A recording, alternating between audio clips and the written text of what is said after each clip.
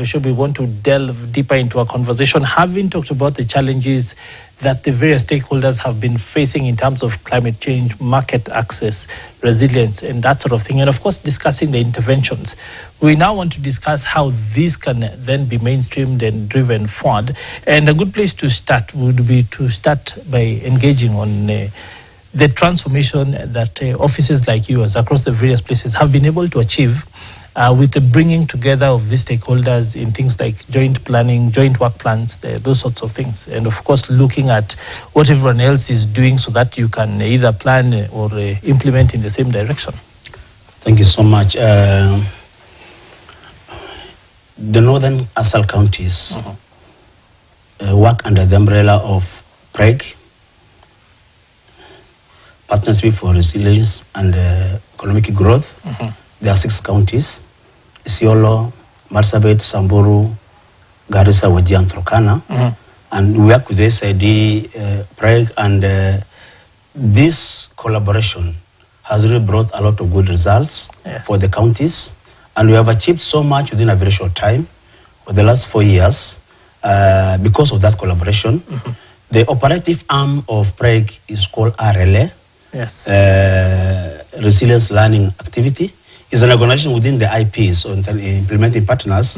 They are the ones who lead the collaboration under the umbrella of what they call joint work planning. Joint work planning is a model which has worked very well for us, and it is one of the main causes of economic growth and success for the county and communities. Our governor has used my office as a new office to bring all these partners together, and we plan together. What happens is that from the inception, when our governor, His Excellency Abdi Ibrahim Hassan, came into the office, when we developed our CIDPs, the partners were brought on board. They were asked, you don't anymore plan alone or in solo. All partners must plan together with county government, because the main objective, the main responsibility of delivering development for the county is in its office. Partners come to supplement, to support us and complement. So we plan together with the partners, and their programs were infused into our 5-year development plan or blueprint. And from there we started planning together. There is a concept called co-creation, co-planning, co-financing, co-implementation, and co-monitoring, where we bring on the table all the resources we have. The partners work with different sectors of the county or 7 departments. The counties also have those sectors. We sit in the office, sit together. The partner bring their part of the bargain on the board, on the table. We also bring on the table, and then we share the cost. And from there now, we get the opportunity to start planning. County leads this activity. My office is the chair, but from the side of the partner also there is a chair, the PREG chair from the USID team. So we coordinate.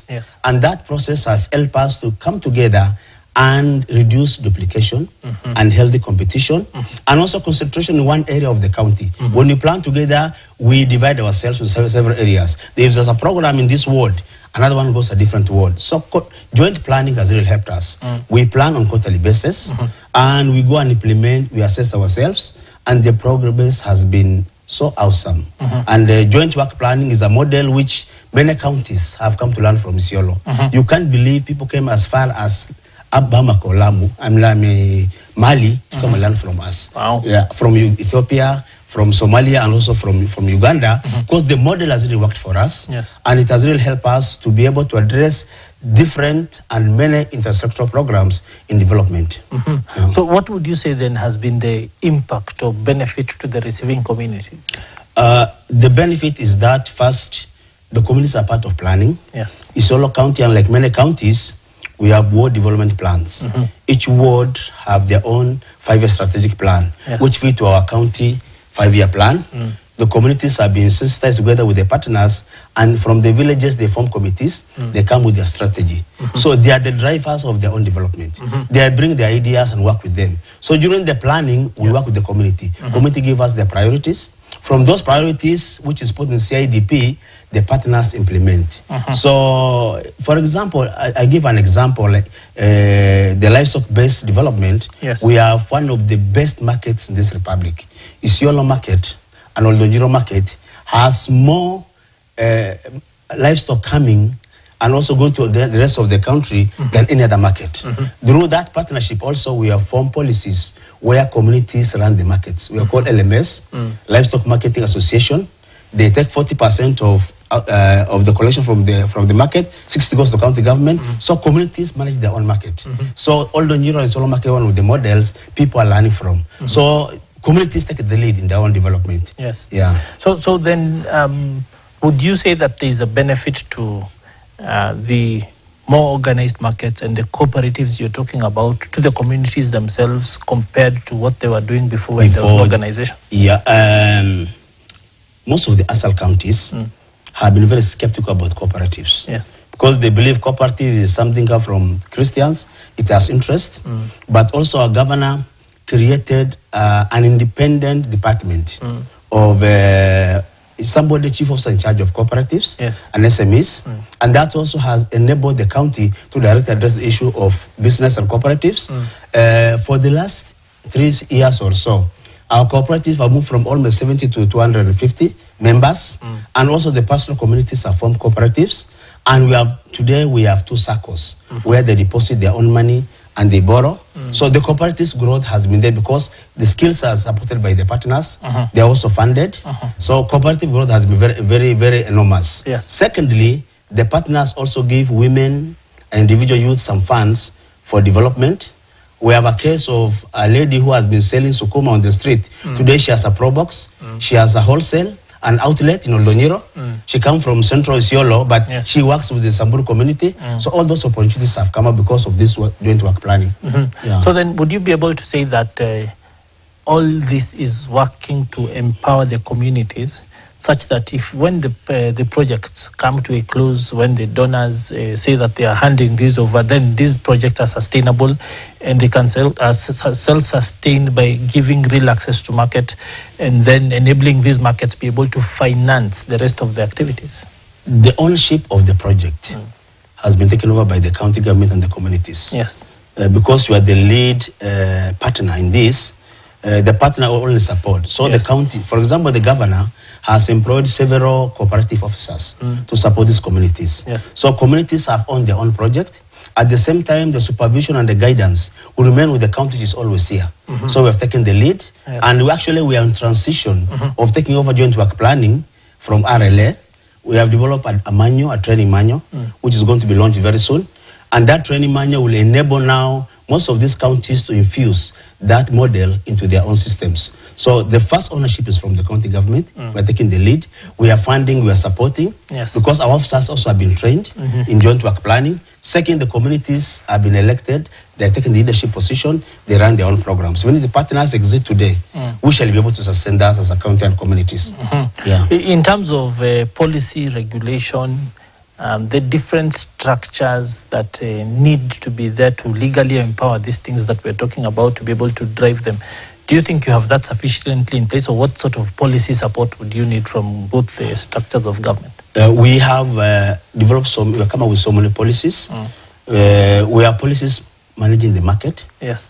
Already our market systems have a new policy, which I told you earlier on, that the communities have powers to receive 40% of the collection. Yes. It is a policy which has been assented to, and it's already operational.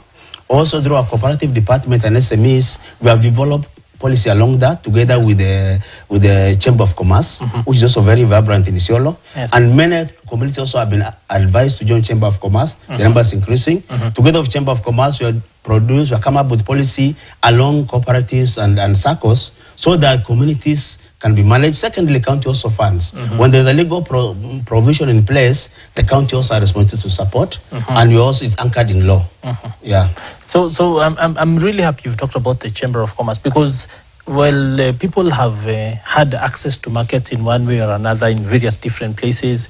You'll hear many farmers across Kenya, across Africa, many different stakeholders complain about their access to market and the lack of beneficiation or value addition, so to say, so that their products then have better value when they get to market.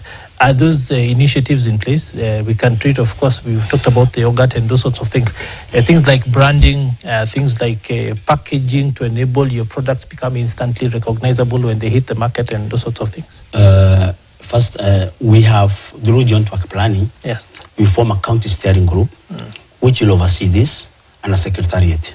One of the members of this steering group is the Chamber of Commerce, so that they take the lead at the county level in helping us oversee how things are going to work. And Chamber of Commerce is relatively new in Isiolo. Yes. Usually only people in Isiolo Central who are members of Chamber of Commerce. They have enrolled people from all sub-counties, and the communities, pastoral communities now have joined the Chamber of Commerce. We have also a representation at the national level. Yes. The former chair of the Chamber of Commerce in the county is a member of Management Committee in Nairobi. So they also have access to Nairobi. And communities, actually we work through them. Whenever we want to approach the cooperative and the SACCOs, Chamber of Commerce becomes the linkage. So that they'll be able to get access through them. Yes. And as a county, work closely with them. And I think they're one of the reasons why even some of these produce have been branded, like the camel milk powder, like the meat and we preserve. It's because Chamber of Commerce have been very closely with the community and the county government. Yeah.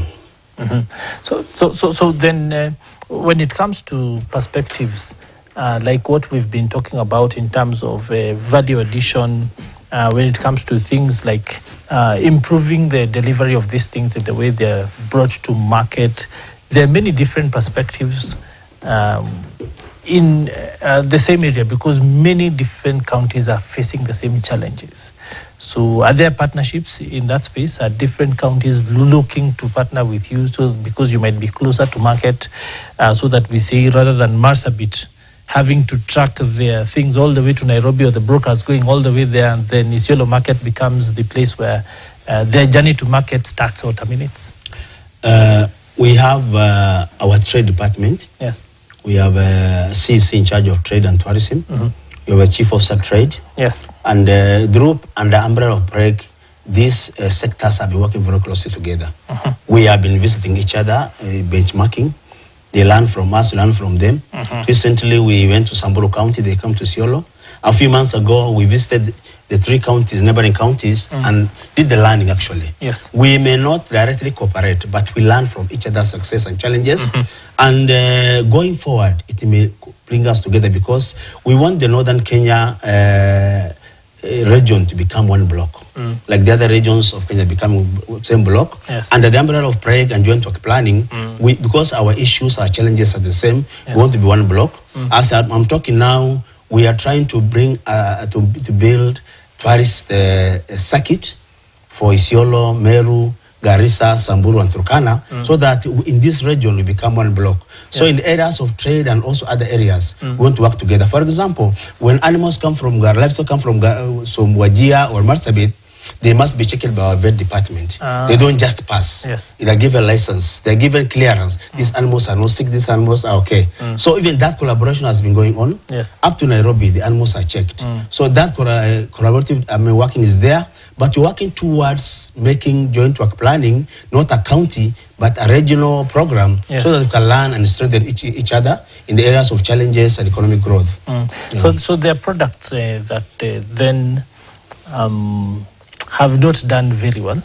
You talked about hides and skins in the past, and for much of the last several decades, I don't think we've been able to do much on that, either just the local preservation and then export, or local production and manufacture of the various products through value addition. Maybe you can talk to us about what efforts there are in place to start addressing some things like that. Yeah, there is a lot of effort going on. Our governor has already advertised tender for running of abattoir, because as a county we can't run business. Yes, it is with partnership. So there is if a private partner comes in and abattoir is opened, a lot of opportunities will come up. Not only the meat, we have other products. Yes. We have the hide and skin, we have the bones, we have the hooves. Yes. But even the product from the stomach, the cellulose, which can be converted into biogas. Yes. All those plants are there. Recently, our trade department visited an investor in Nairobi to discuss on how to develop a tannery in Isiolo. They visited some tanneries in Nakuru and Nairobi, and already we are working with a partner. so that as soon as the meat process, the abattoir takes off, this hide and the skin can be used to produce leather. That will create opportunity for women and youth to make shoes and jackets, grow leather. That's an advanced stage. We are discussing what piece of land we can want to give them. They're going to build a tannery. Secondly, also our women have been trained on how to make ornaments. Yes. The hooves and the bones are going to be converted into earrings, key holders, things like that. Yes. So the groups have been prepared. As soon as the abattoir takes off, then all those products can be used, and that value chain is going to take effect. I'm also happy you talked about biogas, because that is one of the low-hanging fruits in that space, especially with the pastoralists. A lot of places don't have access to energy, are out of the national grid and that sort of thing, or even the cost keeps them out. But any pastoralist with more than 3 cows essentially can start to think about creating a biogas plant that will then enable them start to access this. The abattoir itself can produce electricity at the national level, megawatts. Talk to us about those efforts. Okay, for now, the focus is abattoir. Yes. Where biogas can be directed, and then can produce both gas for cooking and electricity. But the challenge we have now with our communities, they are nomadic they're not in one place. They're not in one place. But we have a long term of creating vast land for the communities to keep animals. Let's say 200, 300 acres of land. Once that one is established, then also that one will follow. But also we are working with the partners to tap the sun or energy from the sun, so the solar system. As I'm talking now, Isiolo County, Laikipia, Nanyuki and Meru have partners who are working closely with them on trying how to establish an alternative source of energy. We even, as a few years ago, some partners went to Kina, the area of Kulamawe. So we are also working that area because we want to tap other sources of energy for the county, who don't depend only on the grid of Kenya Power. So there are places in the world where these things have already been done. Like if you talk about meat and these abattoir slaughterhouses, Chicago in the US, we have specific places in the Middle East where they are known for their goods and the work they do with that and that sort of thing. What sort of benchmarking has happened to ensure that the community is getting the best quality in terms of what you're giving them, even as you work with partners? Before our governor came in, the previous governor visited Turkey and did benchmarking. Recently also our team went to Italy. They visited. Actually our equipment, both of them come from Italy. Because they are one of the best abattoirs. And the best leather. The equipment and best leather also. The equipment we have installed are not locally acquired. They are from those areas where these equipment have served these European countries. The ones installed now, even from assessment, it is one of the best equipment at international level.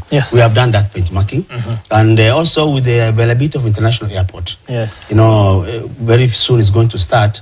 It's going to open us to external market, Asian countries, Europe, and all other areas. Actually, I'm even calling upon my brothers from Meru, always ski us on the road towards Nairobi. They can bring the Mira to Isiolo now and can flying. But the airport is also another opportunity. I have not shared also the LAPSET project. So it's another big opportunity. We have connection of railway and the Tamak Road from Lamu through Isiolo to southern Ethiopia and southern Sudan. Isiolo will be the terminus. So there will be a lot of opportunities. Actually, the population of Isiolo will exponentially grow once the LAPSET sets in. We have also a road connecting Isiolo through Garissa to Mandera. So that instead of people going through Garissa, they'll come through Isiolo. So Isiolo will be a convergence of quite a number of people, and they produce from livestock, from agriculture, can be consumed in Isiolo town when the town expands. But it still will be exported to the rest of Kenya, because also we are thinking also as a county. Yesterday I talked to one of our local community partners in Rapsu. Rapsu's irrigation scheme. And they told me last month they produced 20 tons of tomatoes. I'm sorry, of tomatoes, And somebody came to buy from them at 5 shillings per kilo. Because they have access to market. So that's one of the areas we need to target, because we need to support the community to get market. At the same time also, our Department of Trade has been looking for a partner who can establish a factory in Isiolo to process tomatoes. So all those opportunities are there. So all these are beautiful plans and indeed quite a bit of implementation. Let's talk about financing. How have you been able to get the funds to be able to put all these things in place? I know, of course, the county has put in quite a chunk and the partners are coming in. How do we start to ensure that there's good and adequate flow of capital to the various stakeholders to ensure that this becomes sustainable? Isiolo County is one of the lowest resource county in terms of checker. Also, our revenue base is very low. Yes. But what our governor did is he created very good political environment, acceptable to everybody. Yes. And what I did not tell you is, Isiolo is the second most cosmopolitan county after Nairobi. In his executive team, yes, we have Ameru, Akikuyu, Adaraka, Somali, Aturkana, everybody is there. After Nairobi, no other counties like that. So it's a county where all communities are there. So there is an opportunity for anybody to come and invest in Isiolo. He has created that environment, friendly environment, people can come and invest. Secondly, we are one of the best partnership programs compared to many counties. We have USAID, we have European Union, we have World Bank, we have the Netherlands, we have Italians, and quite a number of people are actually coming to Isiolo. And Isiolo is the center of focus because the kind of response and partnership and the program we have put in place has endeared investors to Isiolo. So what we have done is we create good political environment. Yes. At the same time, also we sit with them and plan. We tell them this is the contribution of the county, this is the contribution of the community, this is of the partner. We put an agreement, we write down, the governor, the council secretary signs, the other partner signs, it has worked very effectively. Yes. So partners can have their own contribution. We also have, sometimes we don't have the funds, but we contribute technical support. Yes. We have engineers, we have technical staff, we have staff in the field to support the community. We have also strengthened our community to access funds from elsewhere, like the World Development Plans. They can write proposals and get funding. Yes. Some funding even come to community direct. Secondly, through support of USAID, we have established local NGOs, not international. Yes. We are one of the NGOs called ICTD, Isiolo Development Trust. The community-based organization. Yes. The trust has 436 members under the umbrella in different sectors. Yes. And because of that initiative, partners are funding that organization to support the CBOs and local communities. So we are also going local NGO base, yes, and the county is supporting that. And we have developed policies along that lines. Yeah. We have about 5 minutes, so we can start to wind up. But we have not mentioned one of the biggest resources that Isiolo County has, and that is its youthful population. Yeah. Quite a lot of youth. How are they plugging into the various initiatives that we are talking about in the various places along the value chain? We have a youth sector department. Yes. We have a chief officer in charge of youth and sport. The county has worked very closely with the partners to support the youth areas of sport, ICT, and also youth innovation. Yes. Center have been developed, which is workable, and many youths have got self-employment through that ICT process. But another very big gain is that we have developed our vocational training centers. Yes. In all, actually 7 out of 10 wards, we have operational vocational training center. We use training skills. We are partnered with NRT and Nawiri to support these skills. We have also a very interesting concept where it's called the youth who have not gone to school are supported, skills are developed. So it's supported by NRT, and they are trained on how to repair motorbikes and things like that. So we have vocational training center for the youths. Yes. We have also youth in ICT, and also together with partners, youth are given funds in terms of business. They do farming. There's one of the very successful youth in Uburat ward supported by county government and WFP who produce tomatoes and onions. Self-employment has been there because county cannot absorb everybody. Yes. But the biggest challenge we have in this country, not only Isiolo, the whole country, agriculture. We know we have been singing from independence that agriculture is the backbone of our economy. Yes. Something very sad is that even the former 844 system never made agriculture compulsory. Even this new system now, they call their 3 pathways. Kuna science, kuna sports, kuna arts. Yes. Agriculture is not there. Livestock is not in our curriculum system. Yes. It's called competency-based curriculum. Competency should be part of it, should be agricultural. Yes. Should be livestock skills. So even these youth, after they finish their Form 4, they start afresh in getting basic skills.